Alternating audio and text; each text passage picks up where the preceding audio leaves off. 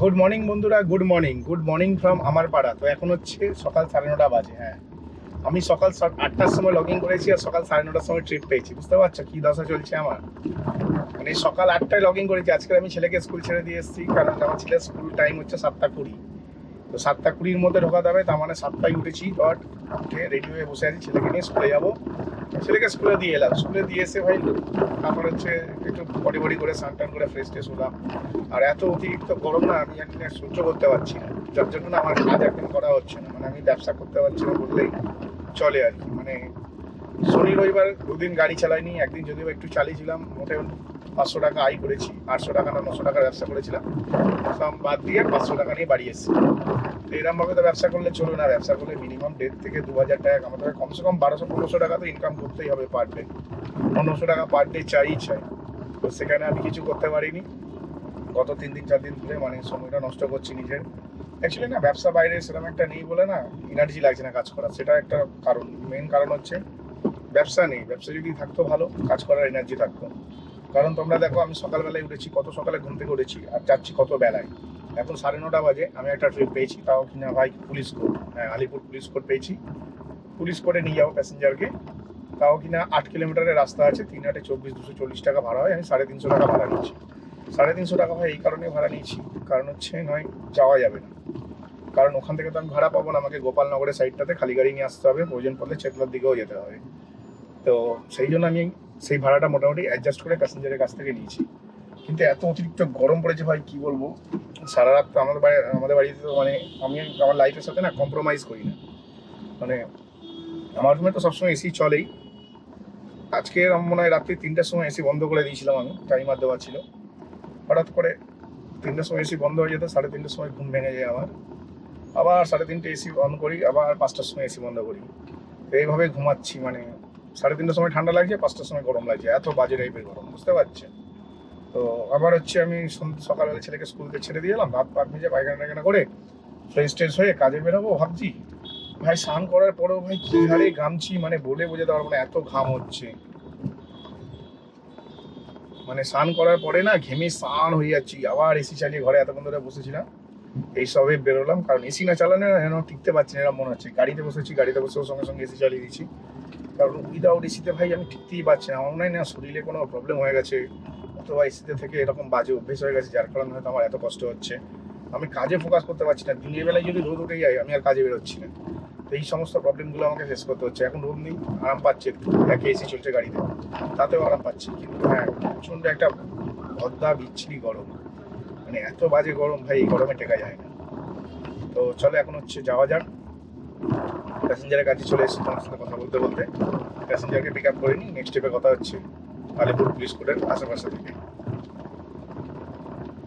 তো তোমাদেরকে কি বলবো, আমি আমি হচ্ছে এখন যাচ্ছি মাতৃভবন। হ্যাঁ, মাতৃভবন যাচ্ছি। যেমনটা আর কি আমি তোমাদের বলেছিলাম, আমি এসছি হচ্ছে এতে আলিপুরে পুলিশ কোর্টে নামালাম প্যাসেঞ্জারকে। নামানোর পরেই মেন গন্ডগোলটা শুরু হয়। নামানোর পর আমি একটা ভাড়া দেখতে পাই, যাদবপুর যাবে। তো যাদবপুর যাবে বলে না, আমি দিদির বাড়ির যে মমতানের যে বাড়ি আছে, ওই বাড়ির উপরে যে মানে ফ্লাইওভারটা আছে, ফ্লাইওভারের উপর দিয়ে জাস্ট গাড়িটাকে মুভ করেছি যে চলে যাব। আর এখনো মানে আমি ওয়ান ওয়ে রাস্তাতে যেতে পারবো না। এখনো মাতৃভবন থেকে ভাড়া ঢুকেছে, কিন্তু রাস্তাটা ওয়ান ওয়ে আছে। রাস্তা আমি চিনি, বেরিয়ে যাবো। কিন্তু তার আগে তো আমাদের বলি, মানে আমি মানে প্যাসেঞ্জারকে পিক আপ করবো বলে আমি গরমে না, আমার সবার আগে সত্যি কথা বলতে গরমে আমার ফেটে যাচ্ছে, পুরো ঘেমিয়ে ভিজে স্নান হয়ে গেছে আমি পুরো। 2.5 ঘন্টা ধরে ভাড়া পাইনি। আমি একটা ভাড়া দেখলাম যে যাবে যাদবপুর। তো আমি যখন হচ্ছে গোপালনগরের রাস্তাটা ধরি, ওই ওয়ান ওয়ে রাস্তাটা যেটা দিয়ে আমাদের চেতলার দিকে যাওয়া যায়, সেই রাস্তাটা ধরার জন্য আমি ধরেছি রাস্তা। হঠাৎ করে দেখতে পেলাম ভাড়াটি হাজরা থেকে ঢুকছে। তো আমি সোজা টেনে দিয়েছি হাজরার দিকে, মানে দিদির বাড়িটা ক্রস করেছি। ক্রস করেই দেখি যে আর যাওয়া যাবে না, কারণ হচ্ছে প্যাসেঞ্জারটি আমাকে অ্যাকসেপ্ট করেইনি। তো আমাকে ফের গাড়ি ঘুরিয়ে আমাকে হচ্ছে চেতলার দিকে আসতে হয়েছিল। আমি এসেছিলাম চেতলাতে পুরো 2.5 ঘন্টা বসেছি, পুরো 2.5 ঘন্টা। এরকম না যে শুধু অল্প সময় বসেছি, পুরোপুরি 2.5 ঘন্টা বসার পরে আমি হচ্ছে তারপরে এখান থেকে এখন ভাড়া পেয়েছি একটা। হ্যাঁ, 2.5 ঘন্টা বসে বসে তারপরে এখান থেকে একটা ভাড়া পেয়েছি। ভাড়া পেয়ে বলতে গেলে মাতৃভবনের কাছ থেকে পেয়েছি, কিন্তু মাতৃভবনে তো এখন যে রাস্তা দিয়ে যাই সেটা হচ্ছে ওয়ান ওয়ে, মানে আমাদের হরিশ মুখার্জি রোড বলে, ঠিক আছে? সেটা এখন ওয়ান ওয়ে, তো সেখান থেকে গাড়ি নিয়ে যাওয়া যাবে না। তো তার জন্য আমার বাইপাস রাস্তা চেনা আছে, আমার কোনো অসুবিধা হয় না, আমি ঠিক বেরিয়ে যাই। এটাই হচ্ছে ভাই লোকালে গাড়ি চালানোর প্রফিট। কিন্তু কি বলবো, খুবই শোচনীয় অবস্থা ব্যবসার। মানে 2.5 ঘন্টা বসে আছি, সকাল বেলায় কাজে বেরোনোর সময় 8টা থেকে 9:30, 1.5 ঘন্টা বসার পরে ট্রিপ নেই। যদিও বেরোলাম, আমি যখন বেরোই ঘর থেকে তখনই ট্রিপ কাউন্ট করি, কারণ ঘরেতে বিছানার মধ্যে না লম্বা হয়ে শুয়ে থাকি।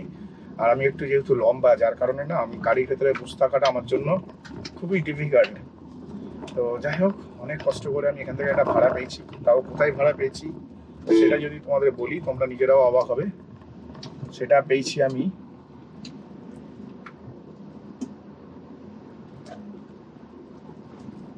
মানে যেখানটা থেকে বেরোচ্ছি না সেটা আরো বেশি ডিফিকাল্ট হবে।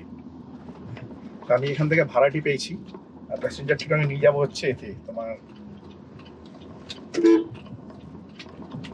কি বলে, আরে বাস ভেবেছি গেলাম, প্যান্ডেল হয়ে গেছে সামনে। আমি যেখান থেকে ভাড়াটা পেয়েছি সেটা হচ্ছে আমাদের বাড়ির দিকে, বুঝতে পারছো? তো বাড়ির দিকে যথাযথ আমি যেতে পছন্দ করি না, কিন্তু 293 টাকা ভাড়া। জেমস লং সরণি যাবে দাসপাড়া। তো দাসপাড়া হচ্ছে আমার বাড়ি থেকে জাস্ট 2 কিলোমিটারের মধ্যে, 2 কিলোমিটারও হবে না, 1.5 কিলোমিটার রাস্তা। তো ভাবলাম এই ট্রিপটা নিয়ে যাই, এটা না নিয়ে গেলে আমি আর এখান থেকে বেরোতে পারবো না, কারণ ব্যবসার অবস্থা খুবই শোচনীয়। তো সকালবেলায় 350, এখন 293, মানে 300, 650 টাকার ব্যবসা। মানে বুঝতে পারছি না কিভাবে কি হবে।